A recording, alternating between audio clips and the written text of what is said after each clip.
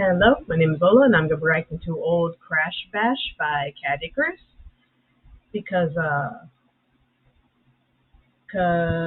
Dave Man 1000 had uh, recommended to me that I'd watch all the Crash Bandicoot videos that Caddy put out. So thanks for the recommendation.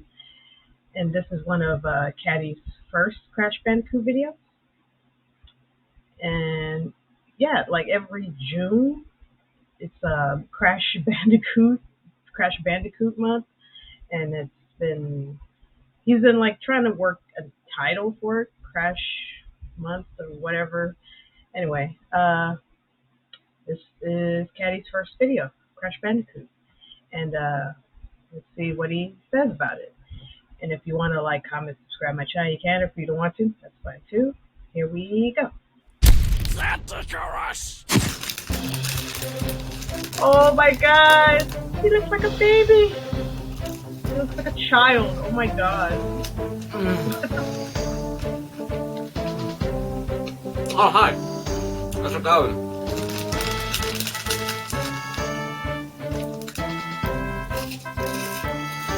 Let's talk about Crash Bandicoot. Good old Crash earned his universally successful debut on August 31st, 1996, and it was about this thing created by this guy who escaped from this guy because this guy is evil and wants to steal this thing's girlfriend and enslave humanity. Yeah, A very something basic like that. gaming narrative formula, but nonetheless extremely successful, selling roughly 6.8 million copies worldwide as of today. The appeal to this game was the fact that it was just essentially the simplicity of the original Mario flipped into a 3D game, as in that you only use two action buttons and move around. Primitive, and not up to spec with Mario 64 at all, but as I said, effective. The series continued to evolve throughout the years and constantly add more meat to the bones with new power-ups, characters, environments, challenges, platforming styles, and even Different game genres altogether. and the company developing these great games was the strangely titled Naughty Dog, who may be known nowadays for the Uncharted series, as well as Jak and Daxter. And Naughty Dog were also churning out these games once a year. Impressive, guys. You think you're so tough? Hey, and do I look funny to you? Well, well. Okay, you're pretty tough. So everything was sailing smoother than Christopher Walken smothered in sunflower oil until... What's this? Naughty Dog? Fucking dropped Crash Bandicoot? Why would they do such a thing? I don't know about you, but I can only see failure and misery after that choice. Oh yeah, kind of forgot about that. Yeah, I stand corrected. But yeah, they dropped Crash for other things, and so Broadcom Entertainment Software came along to leech off his success with Crash Bash. Wallop boom ting bang ding a ling what. The first Crash game after the departure of Naughty Dog. Which can only mean tears and utter resentment. Hey, at least Sony Computer Entertainment still had a part in it. It might just pull something out of the metaphorical hat. So you put the game in, close the lid, assault the power button, and BAM! It's Crash and Bash. And here we have the menu. As always, kick-ass music, as to be expected. And even Crash is doing... something? And we have a wide selection of things to press. The first thing that strikes your attention is Battle and Tournament. It's kind of like CTR, but I don't see any go-go cups! It shouldn't come as any surprise. I mean, CTR had multiplayer, but this is taking a platforming approach. So what exactly do they have in their metaphorical sleeves? Oh, now you decide to show descriptive text once I start moving? Thanks, game! Anyways, adventure ho! Sorry, please give me a second. I mean, just... Sorry, it's just that too many questions have flooded my mind right now. Two-player adventure? Interesting. Aku Aku and Uka Uka with lines of good guys and bad guys to pick from? Interesting. Tiny and Dingodile are on the good line? Interesting. Gorilla Monkey Anus Face, who isn't from any other Crash game and never appears in future installments? Interesting. Anyways, this is looking like a very interesting kind of game, know what I'm saying? I'm just gonna pick Crash because I'm pretty boring, and here we have the story. Now, I must admit, as far as plot goes, it's magnificently underwhelming for something that's presented so epically. It's kind of silly, really. Hey, listen to me, calling a game with a walking bandicoot silly. Oh, I'm smart. Basically, the plot is chugging along nicely, ultimately because Uka Uka and Aku Aku are bickering, as they say. So right from the get-go, you can tell this is going to be good when the entity of good and the entity of evil are having an epic squabble like an old married couple. And this obviously only leads to one way to settle it. Mindless violence! Not to mention they summon other people and make them undergo absolute carnage in order to determine who exactly is top dog. Or bandicoot, should I say? Hey, I'm amazing. Oh, give me 5. Anyone, give me 5. Anyone? No? Oh, well, fuck you then. But yes, that's all it is. They want to see who's indeed the better mask by sitting or floating back while these innocent bystanders are thrown into tanks as they blow the everlasting eyebrows off of each other. That makes sense. Crashy bashy. And now that I have your undivided attention, I would like to take this time to address a few things in a little section I like to call the top whatever number reasons this intro makes no fucking sense whatsoever. Number 1, why can't they fight each other? No, Uka Uka. The ancients would not allow it. Okay then. Number 2, who are the ancients? These guys? Ancients? And 3, why did you burn each other at the end of Crash 3? That looks like bloody fighting to me. Number 4, why the strange choice of characters? And number 5, isn't Brio a good guy in Crash 2? Why did he end up on Cortex's side all of a sudden? And what about Engine and Entropy? Instead we have old Bumface over here. And number 6, Crash, I'm sure what you're doing is incredibly relevant and really fun, but please stop. Can you not see how serious this is? Can't you? Ah, why am I complaining? Let's play some Crashly Bashley. Ashley. Mary-Kate. I've got nothing. So right away, we're here in the warp room. Nice. Yeah, but I can't jump. What the hell? I can spin like it's going out of style, but I can't jump? My goodness, look at it spin. I think I'm gonna be sick. Basically, this is much like Crash 1's style of warping, and not like the more freedom-based 2 and 3. 1 step forward, 2 steps back. So in case you didn't read the box or get the freaking memo because you're a stubborn old sausage that's expecting a classic Crash game, this is in fact Mario Party. With this thing. So I guess we should see how it all holds up. I'm going to run through the first world on its own because these 4 minigames here act as the main recurring minigame, and through every warp room they alter it slightly to add a bit of sense. It's a neat little idea and it makes it more fun and challenging as it goes on. You do have other really fun games such as the Battle Tank levels and even the medieval stages, but we shall stick to these levels for the time being. Okay. Right, first game. Huh, 4-way Pong. That's cute. But the only real major difference here is that there are so many balls everywhere. Balls. They fly from the left, they fly from the right, they fly from the front, they fly from... that's it. But yeah, it starts off slow, but it's only building up to the craziness that follows it. It's actually good fun. For the first time. It's all well and good and everything, but you have to keep soldiering on until one player wins 3 times. It's a good time to mention that this is much better suited to multiplayer, where it's a bit more competitive and fast-paced. But the AI here couldn't give less of a shit, so the game does tend to drag on. Especially when playing it 3 times over. The graphics as well are actually quite pleasant. The characters look good, and the sleeker and simpler stages aren't overcompensated by overcolouring other stages. It's the typical Crash style. And it's nice. It's nice. Yeah. I like theming. Theming. That's what this game does. It themes. Did I mention I like theming? Okay, next game. Polar Panic. Smack the people into the ice!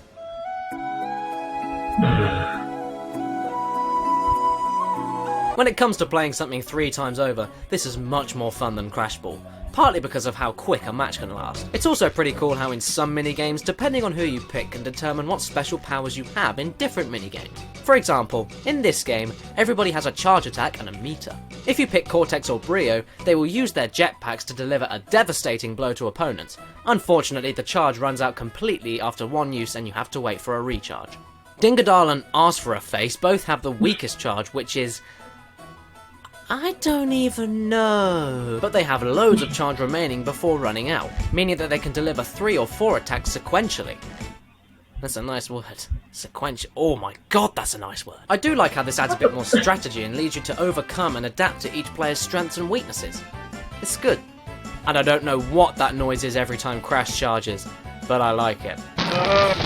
Maybe more than I should. And there are even some additional power-ups in this stage given by this thing. A lightning storm, an anvil, a shrinking ray, and a titan ray. Give me your best shot, Bats! It does make it a bit more tense. But, again, best suited multiplayer. Okay, stage 3, Pogo Paint. Okay, I know this is my second video, but there is too much shit here, Crasher Basher! How am I, an average consumer, supposed to react to all this crazy on screen? The main objective here is to paint as many blocks as you can and then hit the purple boxes to claim your points, depending on how many squares you painted. But here's the catch. Challengers can willfully paint over your life's work. You bastard! And this is a fairly quick game as well. The AI is a little more refined here, and the power-ups include fast boots, missiles, and line painters. This does get a little overwhelming, and you can choose to have a strategy, but I wouldn't recommend it. I would just go for a purple box whenever you see them. The best solution to a problem is usually the easiest. And again, more suited to multiplayer. I hope you see what I'm getting at with this. Unless you don't, of course. That's always fun. Stage 4, Jungle Bash. Nearly the same as Crash Bash. But here we have a much simpler objective. Go all Michael Bay on everyone and laugh as you brutally pummel everyone to an insignificant pulp. This usually ends up the craziest and the trickiest. Explosions, stone boxes, health pickups and a short time limit. As the AI actually cares for once in its miserable life, I can actually find myself enjoying this with or without a friend. And that's all good in my book. Talking about my book, go buy it now. It's called the Caddicarus. There's nothing in it because it doesn't exist. Not much more to say here except... Crash wins. Fatality. Right, now the first boss. Mortal Kombat. You must defeat the mighty Papu Papu. Papu Papu? Mighty? So mighty that a few spins and 3 smacks on the head wipes him out.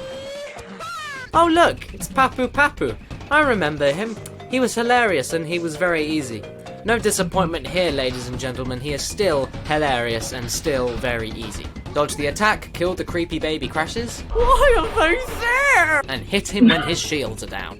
And he really gets into it, even with the whole evil laughing thing after I kill all of his minions, which makes no sense. And he even ends up leaving himself exposed to my projectiles. And don't get me started on his noises.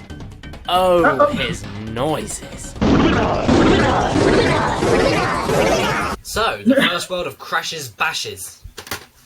Can we judge the game by the first world of adventure? In this case, no, we can't. It isn't the most exciting or promising start of an adventure mode, but I will be honest, the bosses do get trickier, the repeating games do add more quirks and more funness as you progress. Funness? Yeah, funness? Oh, what Ponce wrote this script? Oh, you did. Yeah, me. Yeah. Stick it in the Caddicarus. And going through the game is all worth it to unlock the additional 97 levels that are available on a multiplayer mode. Or you could just be a dirty, skanky little cheater, couldn't you? Eh? No. It's my face! And the camera. And don't get me started on the hovercar one, I love it! And there are loads of things to get done and complete in the adventure, such as the additional gem and crystal challenges for every stage, and even the relics when you get really far, despite the fact that some of them are annoyingly frustrating. But it doesn't escape the fact that there is a lot of gameplay time out of this if you're willing to go through all the repetition in the process. And the major issue is that even though the adventure is crucial to unlocking multiplayer events, the game is a hell of a lot more fun to play with someone else, even if that means playing Adventure 2-player. Just avoid playing this alone. It cries for a soulmate to play with nearly 24/7. As far as a party game goes with Crash Bandicoot, I would easily say that this game is really fun in some places, and definitely worth the pittance it would cost to buy nowadays. Little did the studio executives know that from this point onward, the Crash universe would forever plummet into the depths of oblivion. One mediocre game after another, further deviating from what made Crash so fun, and casting a shadow of sorrow over the valleys of original Crash fans. Don't get me started on Crash Boom Bang for the DS because I will easily go over it. You have a problem? You have a problem with what I just said? You want to say it to my face, bruv? Look at you, thinking you're all that. Come at me, bro. I dare you. I double dare you, bitch. Go home, granny. You're mad. Greetings and salutations, my beautiful people. Thank you very much for watching my very stupid video. If you like what you saw, then you can hit the like and the share button and leave a comment. If you didn't like what you just saw, then you can hit the like and the share button and leave a comment. And yeah, either way. Also, there's more on my channel, so please go have a look. And don't forget to subscribe. Yep. Wow, so yeah, that was Caddy's first Crash video. Wow, it's the humor and the editing is way different compared to current to present Caddy videos. Wow.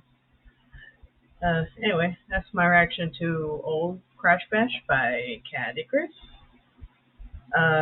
Everyone take care of yourselves, each other, and I'll see you in the next one. Bye.